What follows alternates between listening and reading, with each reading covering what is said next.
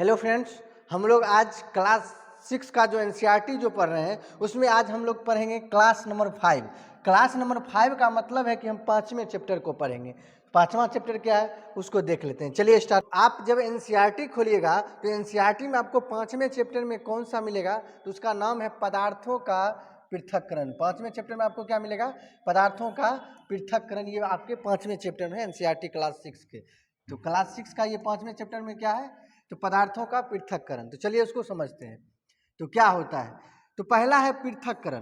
पृथक्करण क्या होता है? तो उचित विधि या विधियों का उपयोग करके किसी मिश्रण के विभिन्न अवयवों को पृथक किया जाता है। विभिन्न अवयवों को पृथक किया जा सकता है, इसे पृथक्करण कहते हैं। तो पृथक्करण किसे कहते हैं? उचित विधि या विधियों का उपयोग करके किसी मिश्रण के विभिन्न अवयवों को पृथक किया जा सकता है, इसे हम पृथक्करण कहते हैं। जैसे देखिए, ये आप विभिन्न प्रकार के चित्र को देखकर समझ सकते हैं। जैसे यहाँ देखिए, आपके सामने में दिख रहा है, ये जो विधि दिख रहा है, ये जो छानने यानी चालने की विधि। उसके बाद ये आपको दिख रहा है, ये क्या है? चालने की विधि। ये भी क्या है? चलनी से चाला जाता है, आटा को जैसे चालते हैं। ये देखिए बीकर को, ये निस्यंदन के द्वारा, ये देखिए आटा चाला जाता है चलनी के द्वारा, ये बेलचा के द्वारा ये चाला जाता है। तो ये सब विधि जो है पृथक्करण करने की विधि है। तो और उससे आगे समझते हैं, पृथक्करण करने की बहुत सारी विधियों को हम लोग जानेंगे। तो चलिए आगे समझते हैं। सबसे पहले पृथक्करण जो किया जाता है उसको किसके किया जाता है? तो पहले हमको क्या चाहिए? मिश्रण। तो मिश्रण क्या होता है उसको समझ लेते हैं। तो दो या दो से अधिक तत्व या यौगिक उनके मिलने से बनता है क्या? मिश्रण। मिश्रण जो बनता है, दो या दो से अधिक तत्व या यौगिक के मिलने से क्या बनता है? उनके मिलने से क्या बनता है? मिश्रण बनता है। तो मिश्रण बहुत सारे प्रकार के हैं, तो उसको एक एक करके देखते हैं। चलिए देखते हैं। जैसे यहाँ देखिए मिश्रण। सबसे पहले हम समझते हैं वायु को। वायु में क्या मिश्रण रहता है? तो जैसे यहाँ ऑक्सीजन, वायु में जो हम लोग क्या सांस जो लेते हैं वो कौन सा है? ऑक्सीजन है।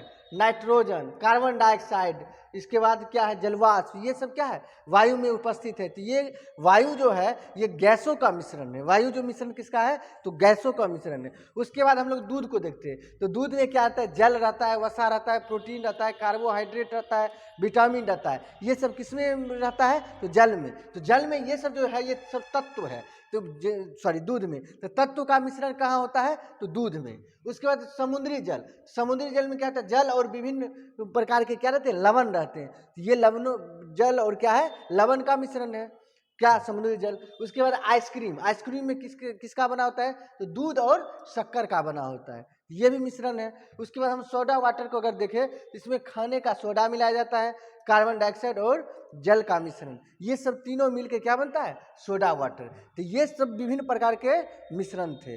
अब आगे समझते हैं। मिश्रण जो होता है वो दो प्रकार के होते हैं। एक समांगी मिश्रण, दूसरा होता है विषमांगी मिश्रण। जैसे यहाँ देखिए, ये जो मिश्रण है और ये देखिए, ये दो प्रकार के मिश्रण है। उसको एक एक करके समझते हैं। तो समांगी मिश्रण और विषमांगी मिश्रण, तो जिसमें मिश्रण का एक निश्चित अनुपात में मिलाया जाता है तो वो होता है समांगी मिश्रण, और जिसका कोई अनुपात ना हो तो वो क्या होता है? विषमांगी मिश्रण। चलिए अब आगे समझते हैं। पृथक्करण की विधियां, बहुत सारे प्रकार की पृथक्करण की विधियां, उसको समझ लेते हैं। अब है पृथक्करण की विधियां क्या क्या है तो उसको समझ लेते हैं। हस्तचयन विधि। अब हस्तचयन विधि क्या होता है? किसी मिश्रण से हानिकारक तथा अनुपयोगी पदार्थों को हाथों से चुनकर अलग करना क्या कहलाता है? हस्तचयन पृथक्करण कहलाता है। हस्तचयन विधि या हस्तचयन पृथक्करण कहलाता है। हाथ से द्वारा निकाला जाता है। जैसे गेहूं, चावल तथा दाल से जो पत्थर भूसा जो निकालते हैं वो किस विधि से निकालते हैं? हस्तचयन की विधि से। जैसे हम लोग देखें, जैसे इसको देखिए, जैसे यहाँ देखिए, ये जो दाल है इसमें से कंकड़ जो निकाला जाता है, ये देखिए हाथ के द्वारा, ये देखो हाथ है, हाथ से इसको चुन चुन करके निकाला जाता है। जितना भी अवयव रहता है उसको क्या करते हैं? चुन चुन कर निकालते हैं। तो ये कौन सा विधि है?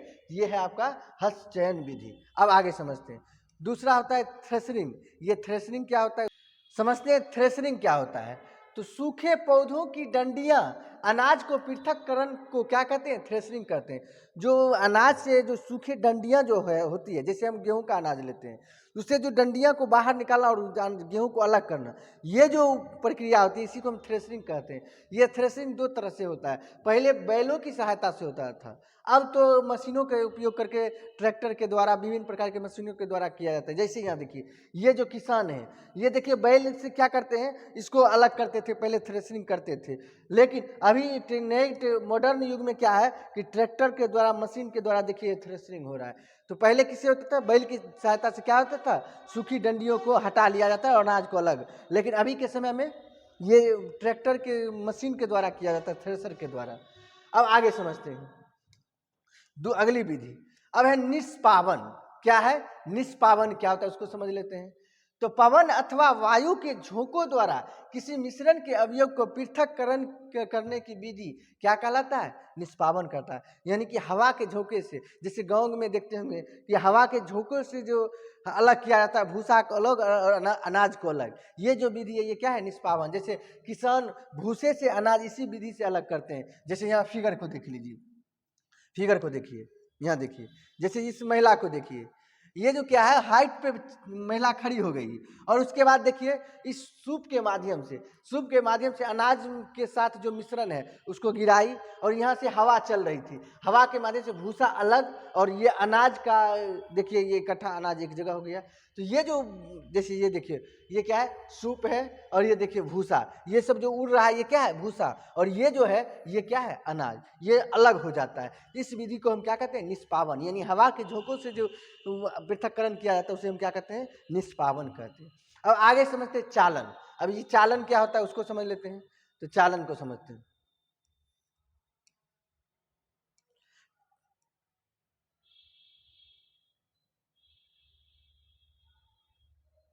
चलिए अब चालन को समझते हैं। चालन क्या होता है? तो चालन द्वारा अशुद्धियों को पृथक करना, चालन द्वारा अशुद्धियों को पृथक करना क्या कहलाता है? चालन कहलाता है। इससे के द्वारा क्या होता है? अशुद्धि जितना भी रहता है उसको क्या करते हैं? चाल के अलग करते हैं। जैसे हम लोग घर में देखते हैं, मम्मी लोग क्या करते हैं, जो चलनी लेके उसमें आटा डाल देते हैं, जो आटा के अलावा जो भी एक्स्ट्रा सामान रहता है वो क्या होता है? वो चालनी के ऊपर ही रह जाता है, तो उसको हम क्या करते हैं? हटा देते हैं, तो वो पृथक करते हैं। तो ये जो विधि है ये क्या है? चालन विधि। जैसे रेत से कंकर, जैसे आप घर जब बनता है तो उसमें कंकर और जो बालू को जब अलग किया जाता है तो बालू को अलग और कंकर को अलग किया जाता है। ये भी विधि किसके द्वारा होता है? चालन विधि के द्वारा। ठीक, अब आगे समझते हैं अवसाधन विधि। अब ये क्या होता है अवसाधन विधि? उसको समझ लेते हैं। तो किसी तरल मिश्रण में भारी ठोस पदार्थ, क्या? किसी तरल मिश्रण में भारी ठोस पदार्थों के नीचे बैठने की प्रक्रिया ही क्या कहलाता है?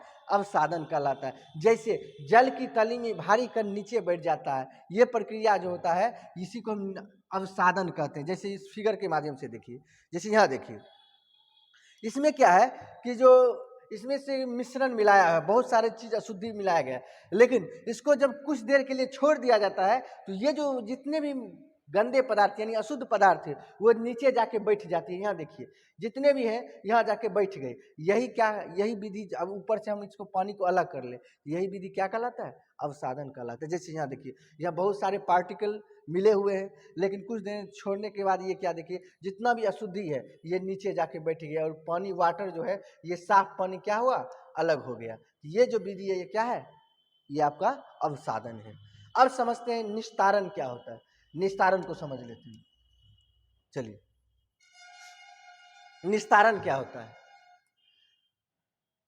रेत और जल के मिश्रण में रेत के भारी कण तली में बैठ जाता है और निस्तारण विधि द्वारा जल को पृथक किया जाता है। या दूसरे शब्दों में समझे, अब सादिश मिश्रण को बिना हिलाए जल को मिट्टी सहित उड़ेलने की क्रिया निस्तारण कहलाता है। अब देखिए अवसारण और निस्तारण में क्या अंतर है? यहाँ देखिए ये क्या है, बस दोनों सा हल्का सा अंतर है। इसमें भी क्या होता है, जो अशुद्धि होता है वो नीचे बैठ जाता है, उसके बाद इसको क्या किया जाता है? अलग किया जाता है। ये क्या होता है? निस्तारण विधि। अब समझते हैं निस्यंदन। अब निस्यंदन क्या होता है उसको समझ लेते हैं। मिश्रण में मिश्रण पदार्थ में ठोस या द्रव को अलग करने की विधि क्या कहलाता है? निस्यंदन कहलाता है। यानी मिश्रण पदार्थ में ठोस या द्रव को अलग करने की विधि को ही हम क्या कहते हैं? निस्यंदन कहते हैं। जैसे हम लोग समझ लेते हैं, जैसे यहाँ देखिए, जैसे रेतीली जल से स्वच्छ जल को प्राप्त करना। जैसे कैसे प्राप्त करते हैं तो आप लोग घर पे भी प्रयोग कर सकते हैं। आप क्या करिएगा, पहले नीचे में क्या करिएगा, कुछ बालू का दे दीजिएगा, उसके बाद कुछ और बालू, उसका कंकर पत्थर डाल दीजिएगा। उसके बाद इसमें क्या करिएगा, गंदा पानी को डालिएगा। वो क्या होगा, धीरे धीरे छन छन के बाद में शुद्ध जल देगा। जैसे यहाँ देखिए, ये जो लास्ट में है क्या, बालू डाल दिया, कुछ कंकर पत्थर डाल दिए, इसी तरह से फिर बालू डाल दिए, फिर कंकर पत्थर डाल दीजिए, उसके बाद इसमें ऊपर से पानी दिए, गंदा पानी। ये क्या हुआ, छनते लास्ट में आपको शुद्ध पानी मिलेगा। ये जो विधि है, इस विधि को ही हम क्या कहते हैं? निस्यंदन कहते हैं। अब समझते हैं वाष्पन। अगले क्या है? वाष्पन है। वाष्पन को समझते हैं। जल को उसके वाष्प में परिवर्तन करने की प्रक्रिया ही क्या कहलाता है? वाष्पन कहलाता है। जैसे सूर्य के प्रकाश से जल गर्म होकर वाष्प धीरे धीरे वाष्प में बदलने लगता है, ये क्या कहलाता है? वाष्पन। जैसे क्या होता है कि मान लीजिए क्या कि सूर्य का प्रकाश आ रहा है, ये क्या होता है, जल क्या होता है, ऊपर उड़ने लगता है, किसके? वाष्प, पानी वाष्प के रूप में। यही प्रक्रिया क्या कहलाता है? वाष्पन कहलाता है। जल को उसके वाष्प में परिवर्तन करने की प्रक्रिया ही क्या कहलाता है? वाष्पन। यानी भाप यानी गैस के रूप में, जल को गैस के रूप में परिवर्तन करने की प्रक्रिया क्या कहलाता है? वाष्पन कहलाता है। इसमें कोई दिक्कत नहीं। चलिए अब आगे समझते हैं। अब आगे समझिए। अब है नमक। अब नमक कैसे बनता है उसको समझ लेते हैं। तो समुद्र का जल सूर्य के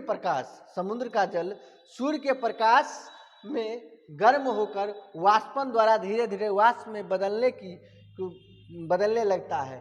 कुछ समय बाद क्या होता है, जल वाष्पित हो जाता है और नमक प्राप्त होता है। जैसे यहाँ देखिए फिगर में, ये क्या होता है कि जो समुद्र के किनारे क्या होता है, बहुत सारा मेड़ बना दिया जाता है और उसमें पानी को पहले लाया जाता है और उसके बाद उसको फिर बांध दिया जाता है। जब कुछ दिनों उसको छोड़ दिया जाता है तो सूर्य का प्रकाश बढ़ता है, जितना भी पानी रहता है वो वाष्प बन के उड़ जाता है और उसमें जितना भी नमक होता है यानी लवण जो होता है वो नमक के रूप में हमको मिलता है। और वही नमक फैक्ट्री में जाने के बाद उसको शुद्ध करने के बाद हम लोग को काम में आता है। अब आगे समझते हैं। चलिए अब बिलियन क्या होता है उसको समझ लेते हैं। तो दो या दो से अधिक पदार्थों के समांगी मिश्रण को ही हम क्या कहते हैं? बिलियन कहते हैं। दो या दो से अधिक पदार्थों के समांगी मिश्रण को ही हम क्या कहते हैं? बिलियन कहते हैं। जैसे यहाँ देखिए, पानी और चीनी का घोल, ये जो है ये क्या कहलाएगा? बिलियन यानी सॉल्यूशन कहलाएगा। अब आगे समझते हैं। जो बिलियन जो होता है ये दो प्रकार के होते हैं। कितने प्रकार के? दो प्रकार के। एक होता है संतृप्त बिलियन, दूसरा होता है असंतृप्त बिलियन। संतृप्त बिलियन क्या होता है? जिस बिलियन में कोई पदार्थ अधिक ना घुल सके वह उस पदार्थ का क्या कहलाता है? संतृप्त बिलियन। और असंतृप्त बिलियन क्या होता है? वह विलयन जिसमें विलय को किसी निश्चित तापमान पर भी घोला जा सकता है और संतृप्त विलयन कहलाता है। जिसका कोई फिक्स नहीं हो, वो घुलते रहे, वो क्या कहलाता है? और संतृप्त विलयन। संतृप्त में क्या होता है कि जब जिस विलयन में कोई पदार्थ और अधिक घुल ना सके तो वो ना घुले हुए क्या कहलाता है? संतृप्त। और जिसको निश्चित तापमान पर भी घोला जा सकता है वो क्या कहलाता है? असंतृप्त विलयन। आज के चैप्टर में बस आपके क्लास 6 के चैप्टर में बस इतना ही था, इससे आगे आपका कुछ नहीं है। तो ये चैप्टर आपका फिनिश हो जाता है। अगर आपको कैसा लगा आप वीडियो के कमेंट में ज़रूर अपनी राय दीजिएगा। अगर वीडियो अच्छा लग रहा हो तो वीडियो को लाइक और चैनल को सब्सक्राइब और अपने दोस्तों में शेयर जरूर कीजिएगा।